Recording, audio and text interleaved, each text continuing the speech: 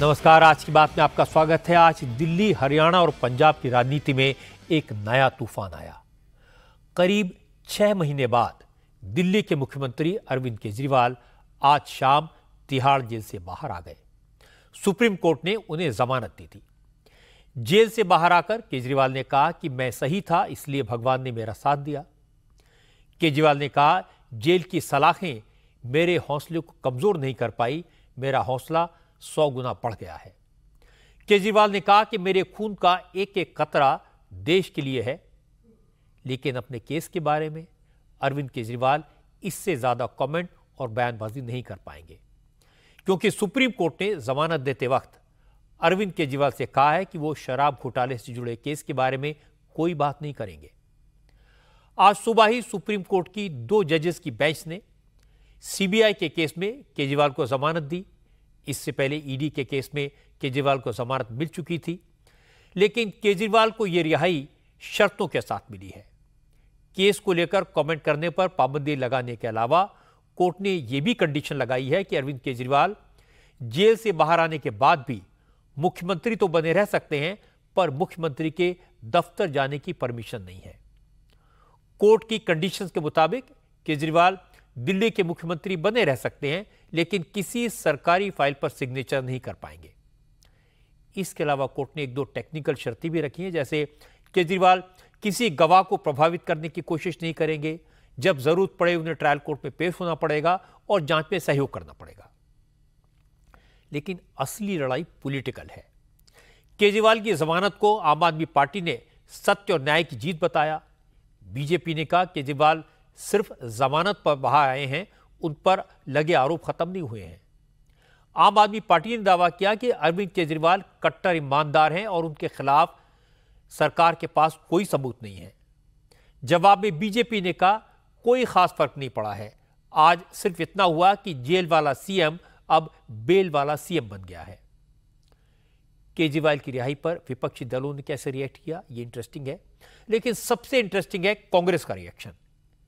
क्या केजरीवाल की रिहाई से हरियाणा के चुनाव में कांग्रेस की मुसीबतें बढ़ जाएंगी?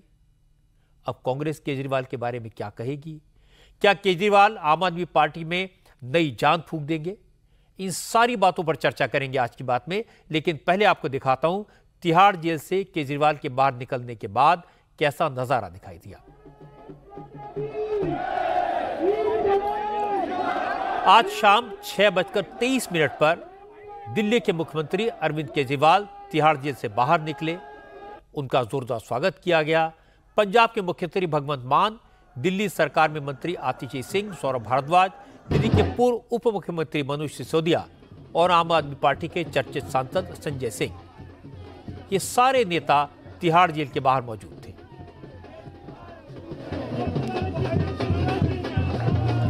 आम आदमी पार्टी के वर्कर्स का हुजूम इकट्ठा था, जो केजरीवाल के लिए जोरदार नारेबाजी कर रहे थे। केजरीवाल के वेलकम के लिए ढोल नगाड़े, बैंड बाजे, आतिशबाजी का इंतजाम किया गया था।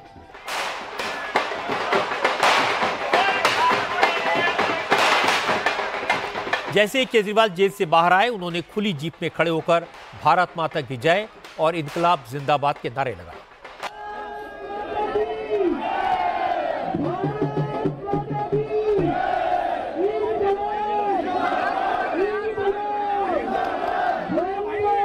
क्योंकि जिस वक्त केजरीवाल जेल से बाहर निकले उस समय जबरदस्त बारिश हो रही थी, इसलिए सबसे पहले तो केजरीवाल ने अपने तमाम सपोर्टर्स को शुक्रिया अदा किया, जो इतनी तेज बारिश में भी वहां इकट्ठा थे और उनका इंतजार कर रहे थे। इसके बाद अरविंद केजरीवाल ने कहा उन्होंने हमेशा दिल्ली वालों की सेवा की है, देश की सेवा की है और आगे ऐसा ही करते रहेंगे। केजरीवाल ने कहा उन्होंने बहुत संघर्ष किया, तमाम मुसीबतें झेली, लेकिन हारे नहीं। भगवान ने हमेशा उनका साथ दिया क्योंकि वो सच्चे हैं, सही हैं। केजरीवाल ने कहा कि बीजेपी ने उन्हें जेल भेजकर उनका हौसला तोड़ने की कोशिश की थी, लेकिन बीजेपी हार गई।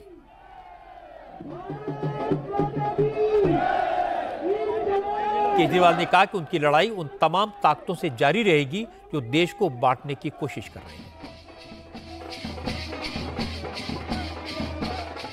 ऊपर वाले ने मेरा साथ दिया, क्यों? क्योंकि मैं सच्चा था, मैं सही था, इसलिए भगवान ने मेरा साथ दिया। इन लोगों ने मुझे जेल में डाल दिया। इन लोगों को लगा कि केजरीवाल को जेल में डाल देंगे तो केजरीवाल के हौसले टूट जाएंगे। आज मैं आपको कहना चाहता हूं, मैं जेल से बाहर आया हूं, मेरे हौसले 100 गुना ज्यादा बढ़ गए हैं।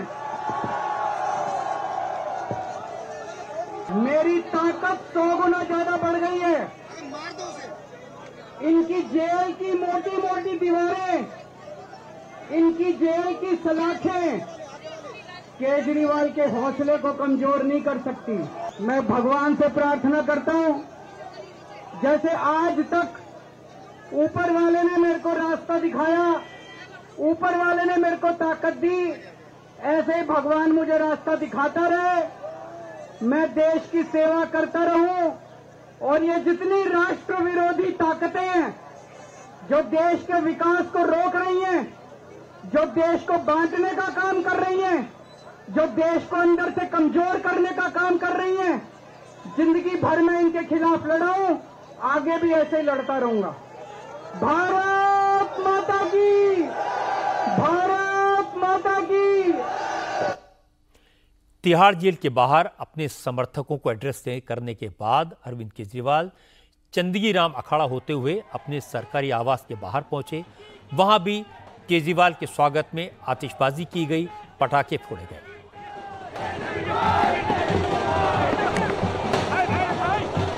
घर पहुंचकर जैसे वो गाड़ी से निकले, राघव चड्ढा ने गले लगकर उनका स्वागत किया और इसके बाद उन्हें जब घर के अंदर ले जाया गया तो केजरीवाल की मां ने उनकी आरती उतारी, तिलक लगाकर स्वागत किया।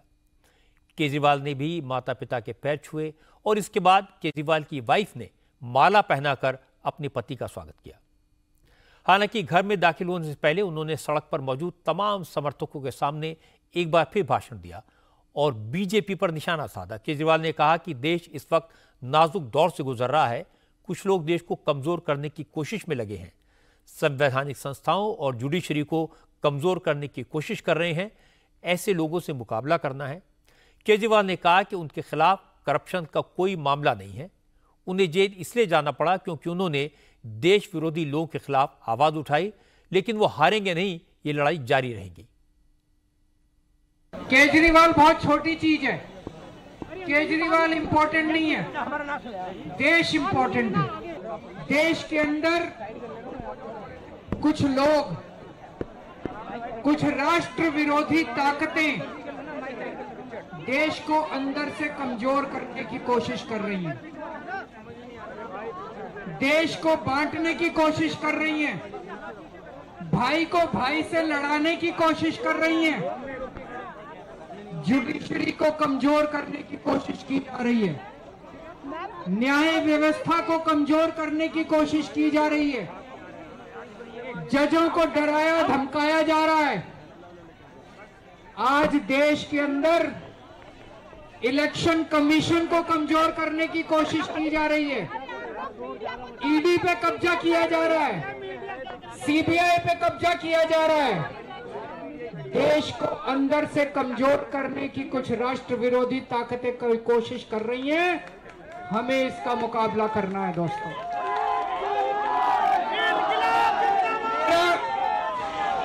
मेरा कसूर यह नहीं है कि मैंने कोई भ्रष्टाचार किया था, मेरा कसूर यह है कि मैंने उन राष्ट्र विरोधी ताकतों के खिलाफ आवाज बुलंद की थी, इसलिए। लेकिन मैं हमेशा इन ताकतों के खिलाफ लड़ा हूं और आगे भी इन ताकतों के खिलाफ लड़ता रहूंगा। केजरीवाल के केस में आज सुप्रीम कोर्ट में क्या हुआ, यह भी समझ लेते हैं। केजरीवाल की 2 पिटीशंस पर आज फैसला आना था। पहली पिटीशन इस बात को लेकर थी कि सीबीआई ने केजरीवाल को जो गिरफ्तारी किया था वो सही था या गलत, वो लीगल था या इलीगल। दूसरी पिटीशन केजरीवाल की जमानत को लेकर थी। जस्टिस सूर्यकांत और जस्टिस उज्जवल भुइयां की बेंच ने मामले की सुनवाई शुरू की। दोनों जजेस ने अपने अलग अलग फैसले लिखे। दोनों ही जज इस बात से सहमत थे कि केजरीवाल की गिरफ्तारी इलीगल नहीं थी, कानूनन सही थी। जस्टिस सूर्यकांत ने कहा सीबीआई ने केजरीवाल को गिरफ्तार करते समय सीआरपीसी के सेक्शन 41 का पालन किया, इसलिए गिरफ्तारी को इलीगल नहीं माना जा सकता। लेकिन जस्टिस भुइया ने गिरफ्तारी की टाइमिंग पर सवाल उठाए। जस्टिस भुइया ने कहा कि 22 महीने से ज्यादा समय तक सीबीआई को केजरीवाल को अरेस्ट करने की जरूरत महसूस नहीं हुई और जैसे ही ईडी केस में केजरीवाल को जमानत मिली, सीबीआई एक्टिव हो गई और सीबीआई ने केजरीवाल को हिरासत में ले लिया। इसलिए गिरफ्तारी की टाइमिंग पर सवाल उठते हैं। कोर्ट ने यह तो कहा कि सीबीआई को पिंजरे में बंद तोते की अपनी छवि बदलने के लिए काम करना चाहिए, लेकिन इस बात पर दोनों जज सहमत थे कि केजरीवाल को जमानत मिलनी चाहिए। कोर्ट का मानना था इस मामले में ट्रायल लंबा चलेगा, निकट भविष्य में ट्रायल के खत्म होने के आसार नहीं है, इसलिए कोर्ट ने 10 लाख रुपए के बॉन्ड पर केजरीवाल को जमानत दे दी। जैसे ही कोर्ट का फैसला आया, आम आदमी पार्टी के लीडर्स और पार्टी वर्कर्स ने एक दूसरे को गले लगाकर बधाई दी, एक दूसरे को लड्डू खिलाए। अरविंद केजरीवाल की वाइफ सुनीता केजरीवाल ने कहा, बीजेपी अपने विरोधियों को जेल में ही रखना चाहती है, उन्हें परेशान करना चाहती है, लेकिन आज बीजेपी के मंसूबे नाकाम हो गए। भाजपा के मंसूबों पे पानी फिर गया। वो लोग विपक्ष के नेताओं को जेल में डाल के सत्ता में बने रहना चाहते हैं, उनका मकसद ही ये है। चूंकि आज सुप्रीम कोर्ट ने केजरीवाल की जमानत मंजूर करने के साथ साथ सीबीआई को लेकर सीरियस कमेंट किए। जस्टिस भुइया ने कहा, सीबीआई एक प्रीमियर जांच एजेंसी है, पब्लिक में उसकी इमेज अच्छी होनी चाहिए। सीबीआई को पिंजरे में बंद तोते के परसेप्शन को दूर करना चाहिए। परसेप्शन बहुत अहम होता है और इसके बाद आम आदमी पार्टी को बीजेपी पर हमला करने का पूरा मौका मिल गया। आम आदमी पार्टी के तमाम नेताओं ने एक ही बात कही कि जो बात वो लंबे समय से कह रहे थे, आज कोर्ट ने उस पर मोहर लगा दी। मनीष सिसोदिया ने कहा, बीजेपी सीबीआई और ईडी जैसी एजेंसीज का गलत इस्तेमाल करती है, तोता मैना की तरह उसे अपनी शायरी पर चलाती है, विरोधी पार्टियों को परेशान करने के लिए उनका इस्तेमाल करती है। अरविंद केजरीवाल के साथ बीजेपी ने यही किया, लेकिन सच सामने आया और बीजेपी के तानाशाही नहीं चल पाएगी। आज माननीय सुप्रीम कोर्ट ने भारतीय जनता पार्टी को भी एक बहुत बड़ा संदेश दिया है कि तुम्हें अपनी तानाशाही बंद करनी पड़ेगी। ऑनरेबल सुप्रीम कोर्ट के संदेश से यह साफ है कि भारतीय जनता पार्टी सीबीआई को और ईडी को अपने तोता मैना की तरह इस्तेमाल करते हुए अरविंद केजरीवाल जी को अंदर रखने के लिए साजिशें रच रही थी। केजरीवाल जी ने कुछ गलत तो किया नहीं, इसलिए जब ईडी से केजरीवाल जी बाहर आने लगे तो उस वक्त सीबीआई से उनको अरेस्ट कराया गया। लोगों का अरविंद केजरीवाल जी के प्रति बहुत प्यार है। लोगों का प्यार, भगवान राम की, हनुमान जी की कृपा और देश के संविधान का कवच, ये तीनों अरविंद केजरीवाल जी के साथ हैं। और जब तक लोगों का प्यार अरविंद केजरीवाल जी के साथ है, जब तक भगवान राम की, हनुमान जी की कृपा अरविंद केजरीवाल जी के साथ है, जब तक देश के संविधान का रक्षा कवच अरविंद केजरीवाल जी के साथ में है, केजरीवाल जी जैसे कट्टर ईमानदार आदमी का कोई कुछ नहीं बिगाड़ सकता। इसके बाद संजय सिंह सामने आए। संजय सिंह ने अपनी बात वहीं से शुरू की जहां मनीष सिसोदिया ने खत्म की थी।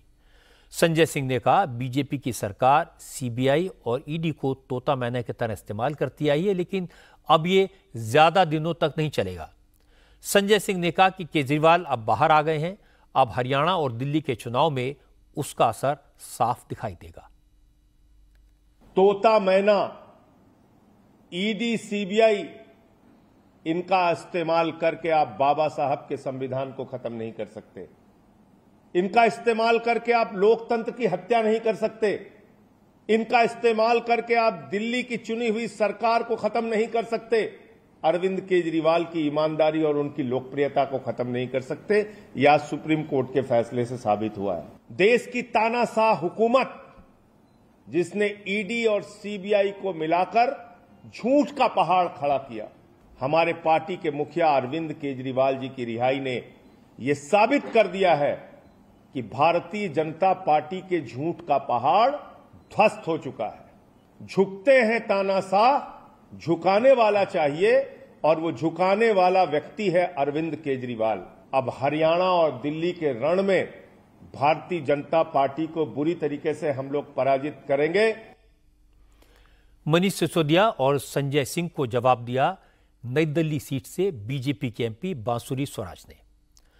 बांसुरी स्वराज ने कहा, आम आदमी पार्टी के जो लोग आज केजरीवाल की जमानत पर जश्न मना रहे हैं, बीजेपी पर तरह तरह के इल्जाम लगा रहे हैं, उन्हें यह नहीं भूलना चाहिए कि जमानत मिलना एक कानूनी प्रक्रिया है।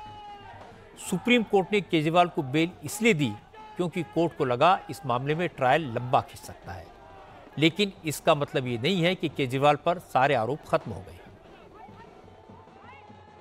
आज शराब घोटाले के किंग पिन माननीय दिल्ली के मुख्यमंत्री अरविंद केजरीवाल जी को सुप्रीम कोर्ट ने बेल दी है। ये बेल इसलिए दी गई क्योंकि कोर्ट ने पाया कि ट्रायल में डिले हो सकती है। अरविंद केजरीवाल जी ने जो अर्जी लगाई थी ऑनरेबल सुप्रीम कोर्ट के सामने, उसमें दो मांगे थी। पहली ये कि उनकी अरेस्ट लीगल है या इलीगल है, इस पे एडजुडिकेट हो। दूसरी मांग उनकी थी बेल की। इसलिए यहां पर मैं स्पष्ट करना चाहूंगी कि ये तीसरी चौथी बार है जब इस देश की कचहरियों ने यह पाया है कि माननीय मुख्यमंत्री अरविंद केजरीवाल की अरेस्ट लीगल है। इसका सीधा अर्थ यह भी होता है कि न केवल अरविंद केजरीवाल जी शराब घोटाले के किंग पिन हैं, बल्कि सर से लेकर पांव तक शराब घोटाले में लिप्त हैं। क्योंकि सारे मामले में एक पॉलिटिकल एंगल भी है, केजरीवाल की रिहाई को, उनकी जमानत को आम आदमी पार्टी अपनी बड़ी पॉलिटिकल जीत के तौर पर सामने रख रही है। सोशल मीडिया पर आम आदमी पार्टी के नेता सत्यमेव जयते लिख रहे हैं, बीजेपी के झूठ का पहाड़ ढह गया, ये कह रहे हैं, इसलिए बीजेपी ने पलटवार किया। दिल्ली बीजेपी के अध्यक्ष वीरेंद्र सचदेवा ने कहा, सुप्रीम कोर्ट ने केजरीवाल पर जिस तरह की शर्तें लगाई हैं, जो पाबंदियां लगाई हैं, वो न तो अपने दफ्तर जा सकेंगे न किसी फाइल पर साइन कर सकेंगे। इसके बाद भी अगर ये आम आदमी पार्टी को सत्य की जीत लगती है तो उस पर तो कुछ कहा नहीं जा सकता। ये अरविंद केजरीवाल और आम आदमी पार्टी का कोई मॉरल करैक्टर है नहीं। सत्यमेव जयते की जो मूल भावना है उससे ये कोसों दूर हैं। आप दिल्ली की जनता को लूटने का काम करते हैं, दिल्ली की जनता को ठगने का काम करते हैं। माननीय सुप्रीम कोर्ट भी आपकी गिरफ्तारी को वैध ठहराते हैं, अगर उसके बाद भी सत्यमेव जयते हैं तो ऐसा सत्यमेव आपको मुबारक। जिस तरह की शर्तें माननीय सुप्रीम कोर्ट ने लगाई हैं कि एक मुख्यमंत्री अपने कार्यालय नहीं जा सकता, एक मुख्यमंत्री कोई भी फाइल साइन नहीं कर सकता, एक मुख्यमंत्री विदेश की यात्रा नहीं कर सकता और एक मुख्यमंत्री इस केस के ऊपर कोई टिप्पणी नहीं कर सकता, तो फिर अरविंद केजरीवाल को सोचना चाहिए कि इतनी गंभीर टिप्पणियों के बाद माननीय सुप्रीम कोर्ट की उन्हें मुख्यमंत्री बने रहने का अधिकार है। इसलिए हम तो ये गुजारिश करते हैं कि अगर आप में थोड़ी सी भी नैतिकता है तो आपको तुरंत इस्तीफा देना चाहिए। फिर सबको इंतजार था कि कांग्रेस इस पर कैसे रिएक्ट करती है। आज बहुत दिन बाद कांग्रेस और बीजेपी के लोग एक ही स्वर में बोले। दिल्ली कांग्रेस के अध्यक्ष देवेंद्र यादव ने कहा, केजरीवाल को बेल मिलना कोई बहुत बड़ी बात नहीं है। आम आदमी पार्टी इसे ऐसे दिखा रही है जैसे केजरीवाल इस मामले में बरी हो गए हैं। देवेंद्र यादव ने कहा कि कोर्ट ने केजरीवाल की गिरफ्तारी को पूरी तरह लीगल बताया है, इसका मतलब साफ है उनके खिलाफ सबूत तो हैं। माननीय केजरीवाल जी ने अनेकों बार इसके लिए कोशिश की, फाइनली कई बार रिजेक्ट होने के बाद आज उनको बेल मिली है। तो लॉ है, law is taking its own course. जिस तरीके से आम आदमी पार्टी इसको प्रचारित करने की कोशिश कर रही है, जैसे तो कोई क्लीन चिट मिल गई हो या वो इस पूरे केस से बरी हो गए हों, ये कोर्ट ने स्पष्ट भी किया है कि जो इनकी गिरफ्तारी थी, जिसके ऊपर हमें अक्सर लगता था कि कई बार टाइमिंग के ऊपर होता था कि शायद टाइमिंग गलत थी, लेकिन कोर्ट ने स्पष्ट किया कि इनके खिलाफ एविडेंसेस थे और उसको सही ठहराया है। कोर्ट में जो लड़ाई होनी थी वो हो गई, अब केस चलेगा, लंबा चल सकता है, लेकिन केजरीवाल की रिहाई से राजनीति के मैदान में एक नई जंग की शुरुआत हो गई। अब लड़ाई परसेप्शन की है, नैरेटिव क्रिएट करने की है। केजरीवाल का दावा है कि उन पर लगाए गए शराब घोटाले के आरोप झूठे हैं, केस फर्जी हैं, इसीलिए उन्हें कोर्ट से जमानत मिली। और वो जब जब ये दावा करेंगे तब तब बीजेपी याद दिलाएगी कि जमानत मिलने का मतलब ये नहीं है कि कोर्ट ने उन्हें क्लीन चिट दे दी है। बीजेपी के नेताओं ने आज कहा कि कोर्ट ने भी माना है कि सीबीआई की गिरफ्तारी लीगल थी। केजरीवाल के साथियों के दावे वो मैंने आपको सुनवाए हैं, वो कह रहे हैं बीजेपी ने केजरीवाल को परेशान करने के लिए ईडी और सीबीआई का बेजा इस्तेमाल किया, लेकिन कोर्ट ने बीजेपी के मंसूबे नाकाम कर दिए। दूसरी तरफ बीजेपी के नेता उन शर्तों की याद दिला रहे हैं जो कोर्ट ने केजरीवाल पर लगाई हैं। केजरीवाल मुख्यमंत्री हैं, पर न तो अपने दफ्तर जा सकेंगे न फाइलों पर साइन कर सकेंगे। इस पूरे केस में एक और पॉलिटिकल ट्विस्ट भी है। आज सारी विपक्षी पार्टियों ने केजरीवाल के जेल से बाहर आने पर बीजेपी को कोसा, खुशी जाहिर की, लेकिन सबसे बड़ी बात यह थी कि कांग्रेस ने आज केजरीवाल की मजम्मत की। उन्होंने केजरीवाल की गिरफ्तारी को सही बताया, लीगल बताया और केजरीवाल पर करप्शन के सबूत हैं यह भी दावा किया। वजह है हरियाणा में चुनाव है। कांग्रेस को डर है अब हरियाणा में केजरीवाल दम लगाएंगे तो उनके वोट काट सकते हैं, और यह डर भूपेंद्र सिंह हुड्डा के भाषणों में दिखाई भी दे रहा है, जिसमें वो जनता से अपील कर रहे हैं कि हरियाणा में मुकाबला सिर्फ बीजेपी और कांग्रेस के बीच है, इसलिए जनता किसी वोट कटवा को अपना वोट न दे। अब जब अरविंद केजरीवाल हरियाणा में कैंपेन के लिए उतरेंगे तो उन्हें भी कांग्रेस को आड़े हाथों लेना पड़ेगा, और ये आगे की राजनीति के लिए कांग्रेस की परेशानी को बढ़ाएगा, क्योंकि दिल्ली हो या पंजाब, केजरीवाल कांग्रेस को हराकर ही पावर में आए। कांग्रेस की मुश्किलें आजकल हिमाचल प्रदेश में भी बढ़ी हुई हैं। शिमला के बाद आज हिमाचल प्रदेश के मंडी शहर में एक मस्जिद को लेकर जोरदार हंगामा हुआ। यह मामला मंडी के जेल रोड की एक मस्जिद का है। लोगों का इल्जाम है यह मस्जिद गैर कानूनी तरीके से बनाई जा रही है। इसको लेकर आज बड़ी तादाद में हिंदू समुदाय के लोग सड़कों पर उतरे, सुक्खू सरकार पर मुस्लिम अपीजमेंट का इल्जाम लगाया। हिमाचल प्रदेश के हिंदू संगठनों, देवभूमि क्षत्रिय संगठन, सवर्ण मोर्चा और हिंदू जागरण मंच ने मंडी में मस्जिद के खिलाफ प्रोटेस्ट की कॉल दी और हजारों की तादाद में लोग मंडी शहर में जमा हुए और अवैध मस्जिद पर कार्रवाई की मांग की। लोगों में गुस्सा इस बात को लेकर है कि मस्जिद में खुले तौर पर इलीगल कंस्ट्रक्शन होता रहा और लोकल प्रशासन खामोशी से सब कुछ देखता रहा।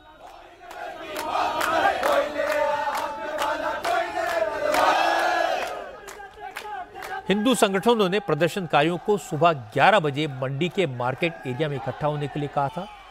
हजारों की तादाद में लोग सुबह से ही पोस्टर बैनर लेकर वहां पहुंच गए।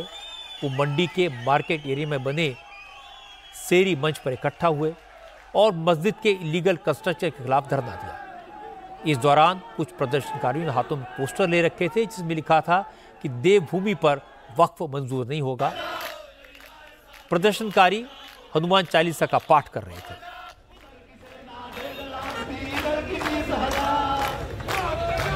प्रोटेस्ट मार्च निकालने के लिए नारेबाजी करके एक दूसरे का जोश बढ़ा रहे थे।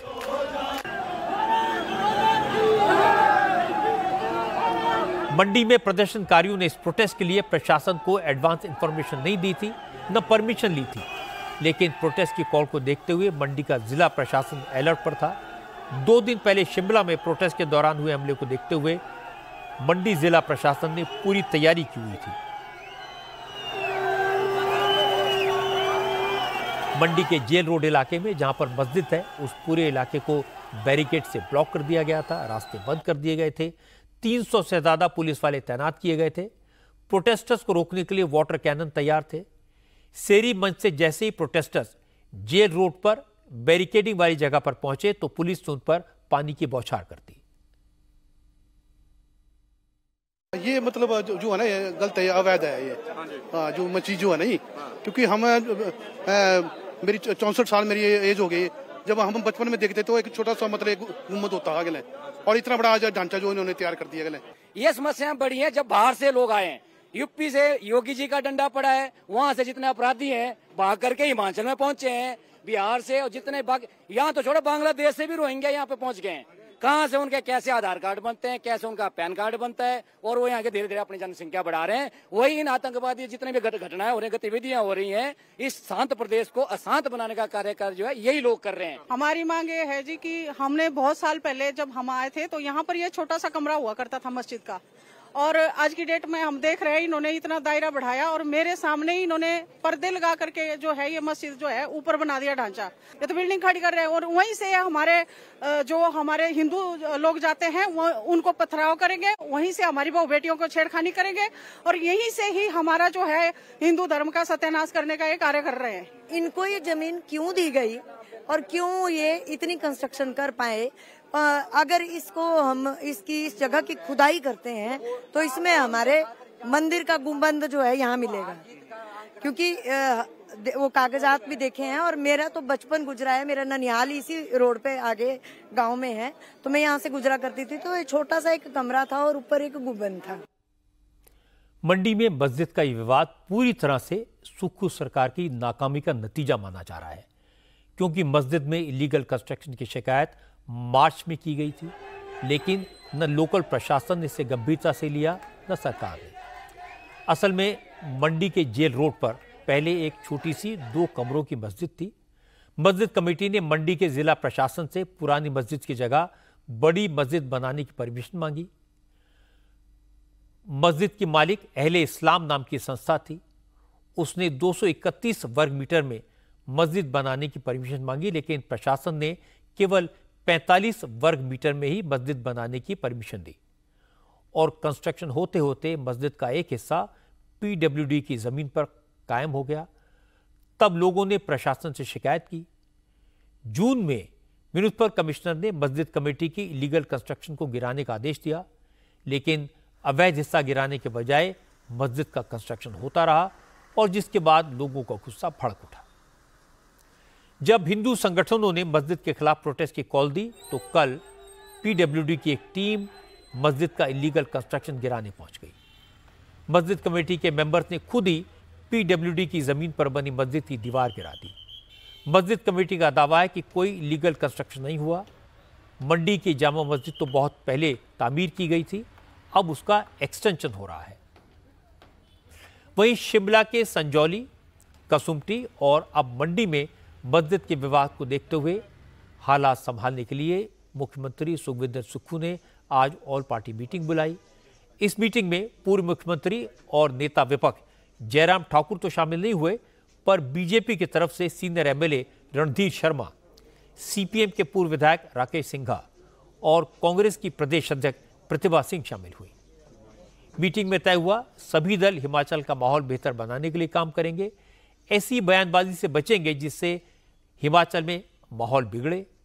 सुक्खू ने कहा, असल में सारे विवाद की जड़ तो हिमाचल में जगह की कमी की है, क्योंकि बाहर से आ रहे रेहड़ी पटरी वाले और दूसरे लोग हिमाचल के कारोबारियों का नुकसान कर रहे हैं। सुक्खू ने कहा, इस मसले से निपटने के लिए जल्दी ही असेंबली की एक कमेटी बनाई जाएगी और सारे रेहड़ी पटरी वालों के वेरिफिकेशन की ड्राइव चलाई जाएगी। मस्जिद विवाद पर सुक्खू ने कहा, मामला किसी भी धर्म का हो, अवैध निर्माण होगा तो कानून के तहत कार्रवाई जरूर होगी। जल्दी ही विधानसभा में पर्टिकुलर स्ट्रीट वेंडर्स को लेकर कमेटी बनेगी, क्योंकि जो समस्या है मूल जो अभी तक इनपुट वो स्ट्रीट वेंडर्स को लेकर है। वो है स्ट्रीट वेंडर्स के है कि बाहर से लोग आ रहे हैं, उसमें जो लोकल लोग हैं वो अपनी शॉप्स के आगे बैठने के लिए जगह देते हैं और कई जगह जो लोग बाहर से आते हैं चलने की जगह नहीं रहती, आम पब्लिक को थोड़ी सी समस्या रहती है। ये कोई धार्मिक मुद्दा नहीं है, ये कोई धार्मिक मुद्दा तो उनके साथ जब ये समस्याओं का समाधान नहीं हो रहा तो इसको धार्मिक मुद्दे का रूप दिया जा रहा है, लेकिन धार्मिक मुद्दा नहीं है। लेकिन जो भी हो कानून के दायरे के तहत हो। इस मस्जिद से जुड़ा विवाद है, पर्टिकुलर शिमला से स्थित मस्जिद से जुड़ा जो विवाद है जिसमें अवैध निर्माण की बात है, मुस्लिम समुदाय के लोग गए हैं और उन्होंने कहा कि जितनी भी हमारी मंजिलें हैं, ये नहीं है कि 2 या 3 है, मेरे को उन्होंने अभी बताया, मेरे को हमारे वो अगर वो अवैध बनी होगी तो हम आयुक्त से ये मांग करते हैं कि इन्हें गिराने की हमें इजाजत दे दी जाए।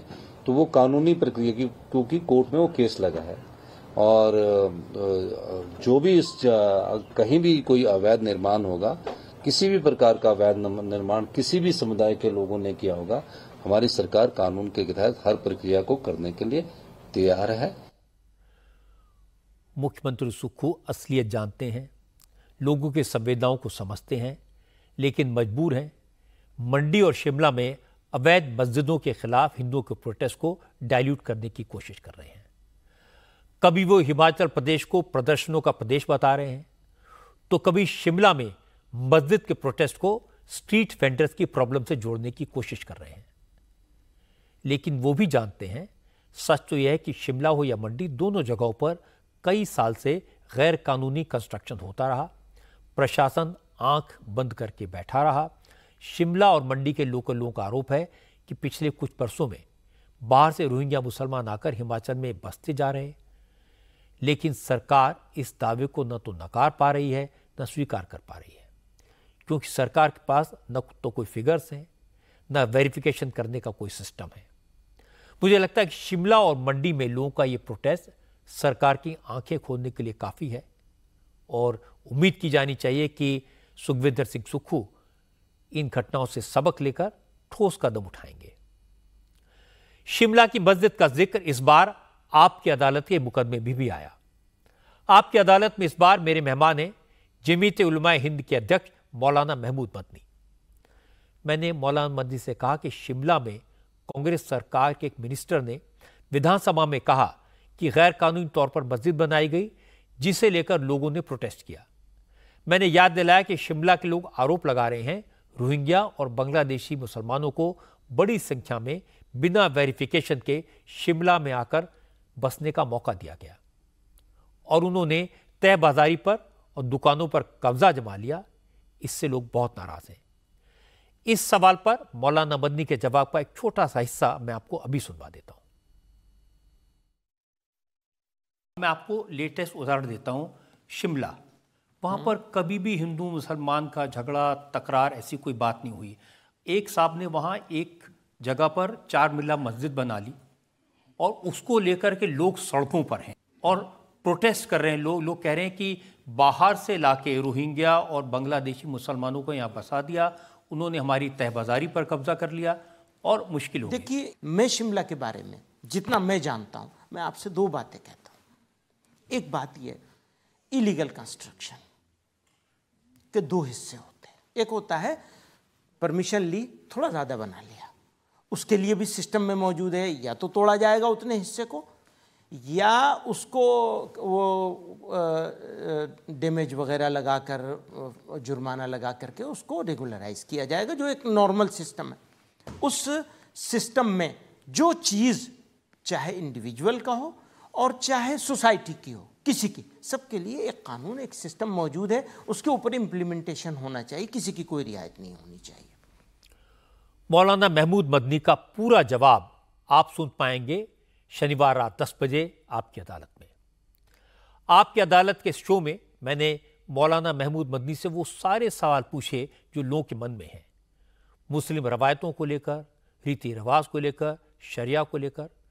ऑडियंस में से किसी ने मौलाना मदनी से पूछा कि क्या जन्नत में वाकई में 72 हूरें मिलती हैं।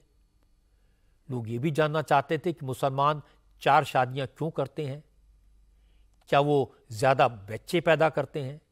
इन सारे सवालों के जवाब मौलाना महमूद मदनी ने बहुत इंटरेस्टिंग तरीके से दिए। प्लीज वेलकम मौलाना महमूद मदनी।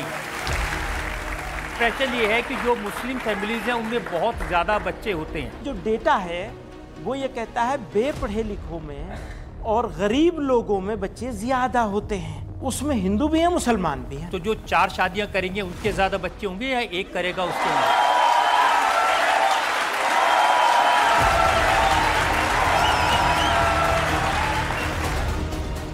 जमीयत उलेमाए हिंद के प्रेसिडेंट मौलाना महमूद मदनी आपकी अदालत में शनिवार रात 10 बजे। मुस्लिम समाज से जुड़ा एक और बड़ा इशू आजकल है वक्फ अमेंडमेंट बिल को लेकर। इसके खिलाफ मुसलमानों ने आज देश भर में सबसे बड़ा कैंपेन चलाया। अलग अलग शहरों में मस्जिदों के बाहर नमाज अदा करने आए मुसलमान QR कोड स्कैन करते दिखाई दिए। सिग्नेचर कैंपेन भी चलाया गया। असल में वक्फ अमेंडमेंट बिल के लिए बनी ज्वाइंट पार्लियामेंट्री कमेटी वक्फ अमेंडमेंट बिल को लेकर रायशुमारी कर रही है। All India Muslim personal board और कुछ मुस्लिम संगठनों की कोशिश है कि इस बिल के खिलाफ ज्यादा से ज्यादा मुसलमान अपनी राय JPC को भेजें। मुसलमानों को अपनी राय भेजने में दिक्कत ना हो, इसलिए पर्सनल लॉ बोर्ड ने प्रोटेस्ट का एक ड्राफ्ट तैयार किया है। विरोध के इस ड्राफ्ट में बिल को निरस्त करने की मांग की गई है। क्यूआर कोड स्कैन करते ही ड्राफ्ट का कंटेंट स्कैन करने वाले के मेल पर खुल जाता है। सेंड बटन दबाते ही राय का ईमेल सीधे जेपीसी तक पहुंच जाता है। क्योंकि आज ज्वाइंट पार्लियामेंट्री कमेटी की को राय भेजने का आखिरी दिन था, इसलिए इस कैंपेन में मुस्लिम संगठनों ने पूरी ताकत लगाई। मुंबई में वडाला की सुन्नी हिलाल मस्जिद और नागपाड़ा की सुन्नी बिलाल मस्जिद में जुमे की नमाज के लिए आने वाले हर मुसलमान से क्यूआर कोड स्कैन कराया गया। क्यूआर कोड के पोस्टर नौजवानों और बच्चों के हाथों में दिए गए। मस्जिद में आने वाले हर शख्स को चेतावनी दी गई, प्रेशर बनाया गया कि अगर अपनी राय नहीं भेजी तो उनकी मस्जिदों पर खतरा मंडराने लगेगा। मेहरबानी करो, सो मत अब जागो, मेहरबानी करो, वोटिंग करते हुए चलो भाई। जितने भाई भी मस्जिद से निकल रहे हैं वोटिंग करो भाई, मेहरबानी करो। पटना की जामा मस्जिद के मौलाना तो मस्जिद के बाहर निकलकर इस कैंपेन का हिस्सा बने। जामा मस्जिद के मौलाना असद काजमी ने खुद मस्जिद के बाहर आकर दीवारों पर क्यूआर कोड वाले पोस्टर चिपकाए। मौलाना असद काजमी ने कहा कि मुसलमानों को वक्फ अमेंडमेंट बिल मंजूर नहीं है। 2 करोड़ से ज्यादा मुसलमानों ने जेपीसी के सामने अपना विरोध भेज दिया है। मौलाना काजमी ने कहा यह बिल न सिर्फ मजहब के खिलाफ है बल्कि संविधान के भी खिलाफ है। हम इसको रिजेक्ट करते हैं, मुस्तरद करते हैं। कोई भी मुसलमान, हिंदुस्तान के अंदर कोई भी मुसलमान जो कलिमा पढ़ता है ला इलाहा इल्लल्लाह मुहम्मदुर रसूलुल्लाह, वो कभी नहीं चाहेगा कि मजहबी मामले में हुकूमत मुदाखलत करे। और साथ में एक बात ये भी समझ लेना चाहिए, ये सिर्फ मजहब के खिलाफ नहीं है, ये तो कानून के खिलाफ है। हिंदुस्तान ने हमें आज़ादी दी है और ये इबादत है, वक्फ करना इबादत है, सदका है। अब सदक़े के अंदर कोई आदमी हमें आके बताए कि सदका कहाँ देना है, कहाँ नहीं देना, कौन सी सदक़े की चीज़ है, तो हमें किसी से सीख लेने की ज़रूरत नहीं है, बल्कि इस्लाम के अंदर खुद बताया गया है। तो जब क्यूआर स्कैन करेंगे तो हम जेपीसी जो कमेटी बनी है, पार्लिमानी कमेटी जो है, उसको हम भेज रहे हैं। उन्होंने राय मांगी है, हम बिल्कुल मुखालफत करते हैं, मुस्तरद करते हैं। 2 करोड़ अब तक हो चुके हैं, बल्कि उससे भी ज़्यादा हो चुके हैं। लखनऊ के ऐशबाग ईदगाह में आज हजारों मुसलमान नमाज अदा करने आए। जुमे का दिन था, यहां भी उनसे इस कैंपेन का हिस्सा बनने को कहा गया। मौलाना खालिद रशीद फिरंगी महली और मौलाना सूफिया निज़ामी मुसलमानों को वक्फ अमेंडमेंट बिल के बारे में बताते हुए दिखाई दिए। नमाज के बाद मौलाना खालिद रशीद फिरंगी महली ने तकरीर भी की। इसमें भी आज वक्फ बिल को लेकर ही ज़्यादा बात की गई। मौलाना सूफिया निज़ामी पोस्टर के पास खड़े हुए, ईदगाह में आने वाले नमाजियों को बेल भेजने का प्रोसेस समझाया। मौलाना सूफिया निज़ामी ने कहा वक्फ की ज़मीनें मुसलमानों की पर्सनल प्रॉपर्टी हैं। संविधान इस बात की इजाज़त नहीं देता कि किसी की पर्सनल प्रॉपर्टी के मामले में सरकार दखल दे। मुसलमानों के दरमियान ये बात बिल्कुल वाज़ेह हो गई है कि हुकूमत ये चाहती है कि जो औकाफ उनकी बुजुर्गों की है, उनके बड़ों की है, जो उन्होंने अल्लाह के नाम पर वक्फ किया है, वो किसी भी तरीके से उसके इख्तियारात ख़त्म कर लिए जाएं। और ये तमाम मुसलमान बढ़ चढ़ कर इसके खिलाफ अपनी आवाज़ बुलंद कर रहे हैं और जिस सतह पर भी ज़रूरत होगी इसके खिलाफ अपनी आवाज़ बुलंद की जाएगी। इसलिए कि मुसलमानों ने किसी से छीन कर इन औकाफ को अल्लाह के नाम पर वक्फ नहीं किया, बल्कि उनके बुजुर्गों की और अपनी ज़ाती प्रॉपर्टी को अल्लाह के नाम पर मसाजिद के लिए, मदारिस के लिए, कब्रिस्तानों के लिए, खानकाहों के लिए वक्फ किया है। और कोई भी हुकूमत इस बात का इख्तियार नहीं रखती है कि वो किसी की पर्सनल प्रॉपर्टी को, ज़ाती प्रॉपर्टी को कानून बनाकर उनसे छीन ले। पूरे देश में 30 वक्फ बोर्ड हैं और सरकार का दावा है कि वक्फ बोर्ड के पास 9 लाख एकड़ में फैली करीब 1 लाख करोड़ रुपए से ज्यादा की प्रॉपर्टी है। लेकिन बहुत साल से वक्फ बोर्ड पर आरोप लगते आए हैं कि वक्फ बोर्ड की प्रॉपर्टीज में कुछ गिने चुने लोगों का कब्जा है, सिर्फ 200 लोग इसे चलाते हैं। क्योंकि पुराने कानून के हिसाब से सरकारें वक्फ की प्रॉपर्टी पर किसी तरह का दखल नहीं दे सकती, लेकिन जो नया बिल प्रपोज्ड है उसके मुताबिक वक्फ बोर्ड को अपनी प्रॉपर्टी जिला मजिस्ट्रेट के यहाँ रजिस्टर करानी होगी। वक्फ की पुरानी संपत्तियों का भी वेरिफिकेशन होगा।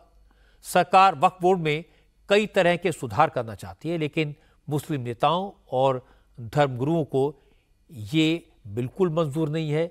उनका कहना है कि ये उनके अधिकारों में दखलंदाजी है। इसलिए पहले दिन से वक्फ बिल का विरोध हो रहा है और इसी का नतीजा है कि पार्लियामेंट में इंट्रोड्यूस होने के साथ साथ इसे जेपीसी के पास भेजना पड़ा। वक्फ के कानून में बदलाव का जिक्र आपकी अदालत में भी आया। जैसा मैंने आपको बताया, इस बार मेरे मेहमान हैं जमीयत उलमा हिंद के प्रेसिडेंट मौलाना महमूद मदनी। मौलाना मदनी ने कहा कि वक्फ बोर्ड को बदलकर एसजीपीसी की तरह बना देना चाहिए। उनका मतलब शिरोमणि गुरुद्वारा प्रबंधक कमेटी से है, जो गुरुद्वारे की मैनेजमेंट करती है।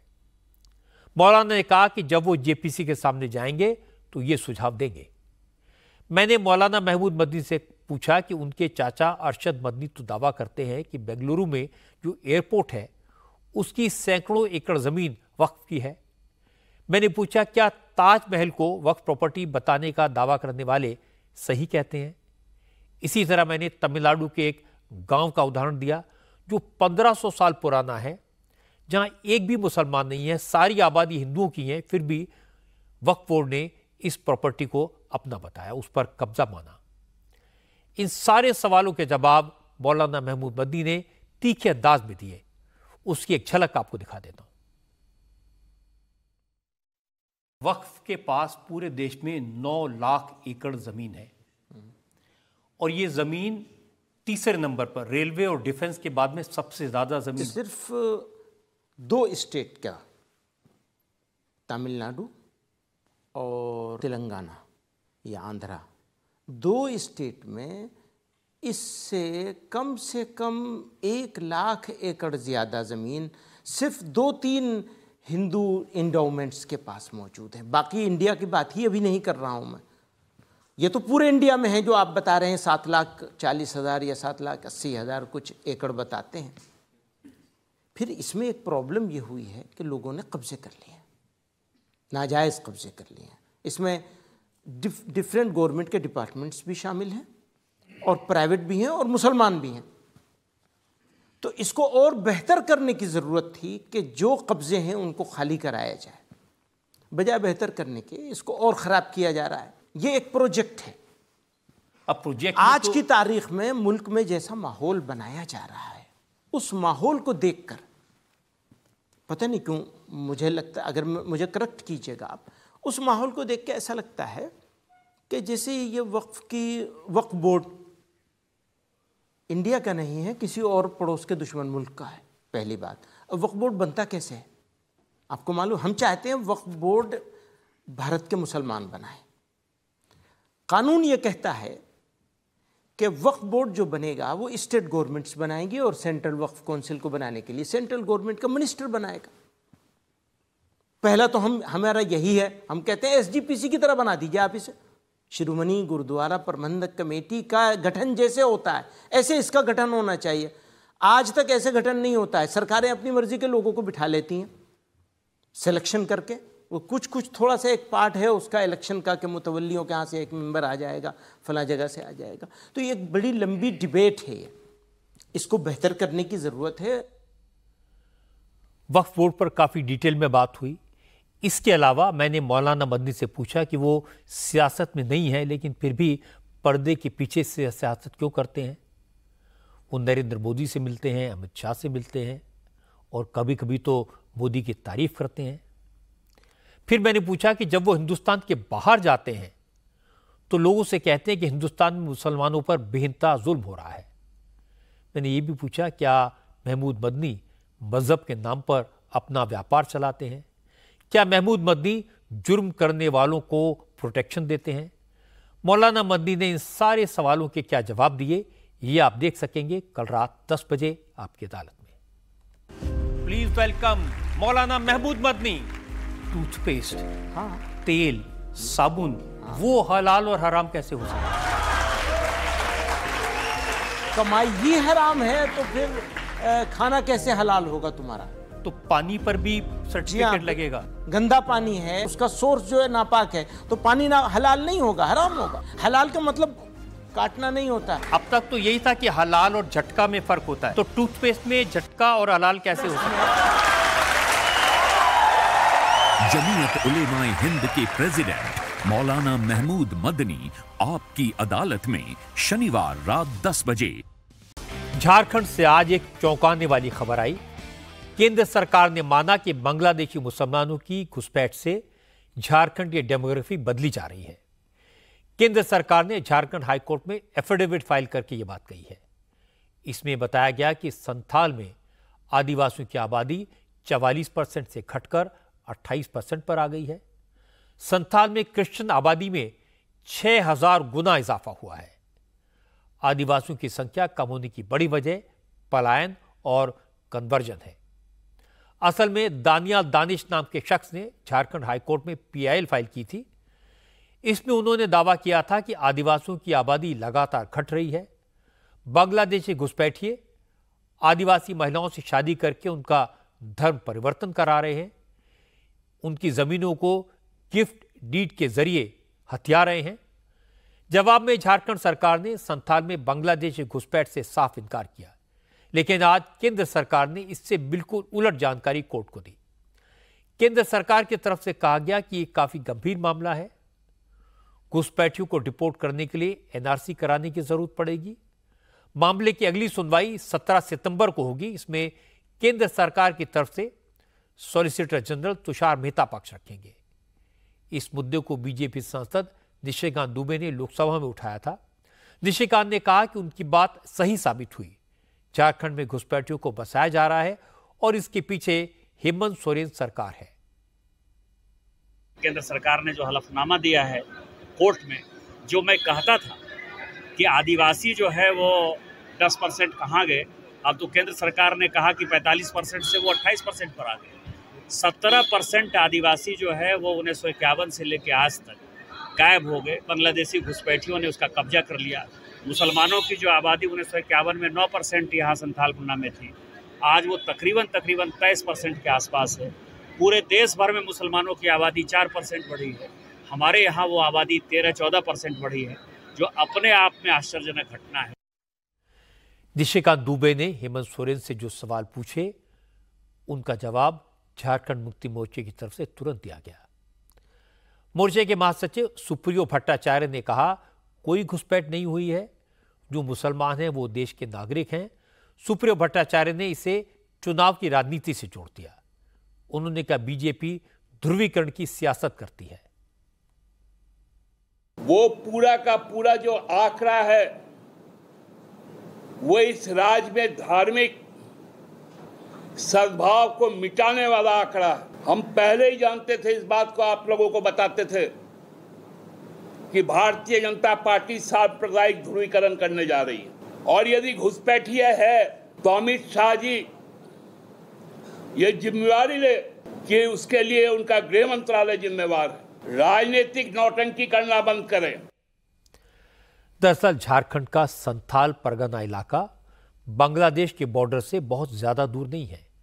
यही वजह है कि पाकुड़, गोड्डा, दुमका, राजमहल जैसे जिलों में बांग्लादेशियों की घुसपैठ बढ़ने का दावा किया जा रहा है। झारखंड के पूर्व मुख्यमंत्री बाबूलाल मरांडी ने विधानसभा में कहा था कि 5 साल में राजमहल जिले के एक बूथ पर 100% से ज्यादा वोटर बढ़ गए हैं और इसकी वजह है बांग्लादेश से घुसपैठ। अब झारखंड में चुनाव एक बार फिर होने वाले हैं, इसलिए यह मुद्दा अभी और जोर पकड़ेगा। महाराष्ट्र से एकनाथ शिंदे की शिवसेना को लेकर एक बड़ी इंटरेस्टिंग खबर आई। शिंदे शिवसेना के एमएलए यामिनी जाधव ने गणेश उत्सव के पहले दिन मुस्लिम महिलाओं को बुर्के बांटे, जिस पर बीजेपी ने कड़ा एतराज जताया। यामिनी जाधव का प्रोग्राम 7 सितंबर को मुंबई के मदनपुरा इलाके में हुआ था, जहां खुद यामिनी जाधव भी बुर्के से मैचिंग सूट पहनकर पहुंची। यामिनी जाधव भायखला सीट से एमएलए हैं। उन्होंने मुंबई साउथ से लोकसभा चुनाव भी लड़ा था, लेकिन उद्धव ठाकरे की पार्टी के अरविंद सावंत से हार गई थी। अब महाराष्ट्र में विधानसभा के चुनाव होने वाले हैं। ऐसे में यामिनी जाधव ने मुस्लिम वोटर्स का दिल जीतने के लिए बुर्के बांटे। यामिनी जाधव ने कहा कि होली दिवाली पर वो अपने चुनाव क्षेत्र की महिलाओं को गिफ्ट देती हैं। इस बार उन्होंने गणपति उत्सव पर मुस्लिम महिलाओं को गिफ्ट दिया, इसमें कौन सी गलत बात है? इसके पीछे कंसेप्ट ये था कि हम सारी बहनों को कुछ न कुछ दिवाली में तोहफे देते हैं, लेकिन जो ये मुस्लिम मेरी बहनें हैं या बेटियां हैं, यहाँ पे हिजाब की वजह से उनकी उम्र नहीं पता चल रही है, लेकिन उनको भी कुछ कभी न कभी दिया जाना चाहिए। तो ये कभी न कभी शुरुआत करनी थी, जो हमने टीम के साथ में सब शुरुआत की है, और ये शुरुआत हुई है तो ये हर साल होगा। आपके साथी दल के जो नेता हैं, कुछ एक नेता हैं, चुनिंदा नेता, वो लगातार मुस्लिम समाज को टारगेट करते हैं, मस्जिद में घुसकर मारने की बात करते हैं। आपको ऐसा नहीं लगता कि आप एक तरफ मुस्लिम समाज का विश्वास जीतने की कोशिश करें, वहीं दूसरी तरफ आपके साथी दल के नेता हैं, वो जो है भड़काऊ भाषण देते? वो मेरे साथी दल के नेता होंगे, मेरे दल के नहीं है ना, तो उनका नज़रिया है समाज की तरफ देखने का। मेरा नज़रिया तो बस आप देख रहे हो।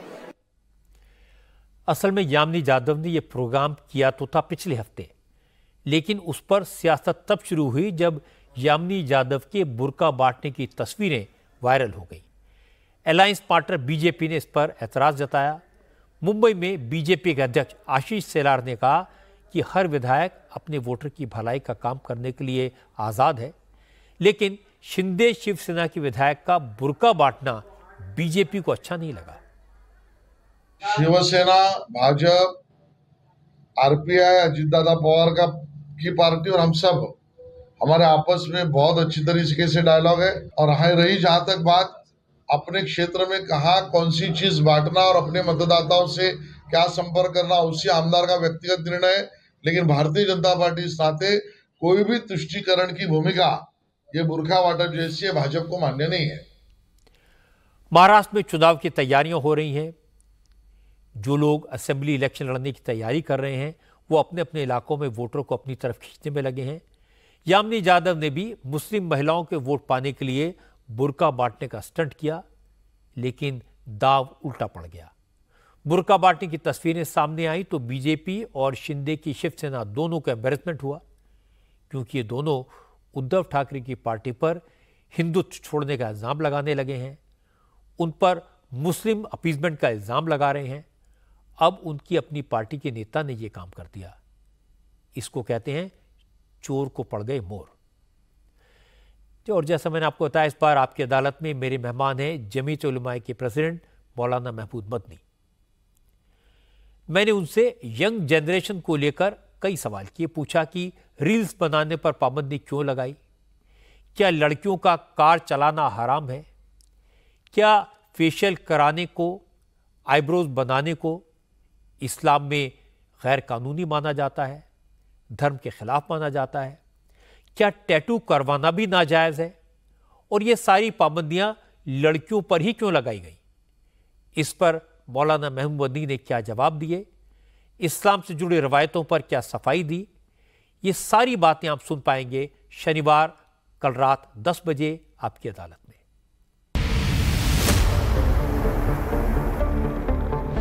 लड़कियों को रील्स नहीं बनाने दी जाती, कई चीजों पर पाबंदियां हैं। एक बच्ची ने सवाल पूछा उलेमा से कि क्या मैं मोटर बाइक चलाऊं, कार चलाऊं तो ठीक है। उन्होंने कहा नहीं, ये इस्लाम में नाजायज है। इसको अगर ठीक से सवाल किया जाएगा तो इसका जवाब डिफरेंटली आएगा। अब इसको ठीक से कैसे पूछेंगे बता दीजिए।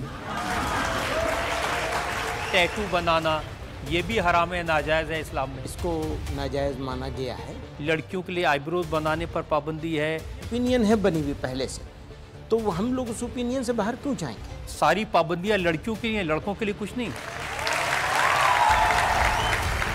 आपकी अदालत शनिवार रात 10 बजे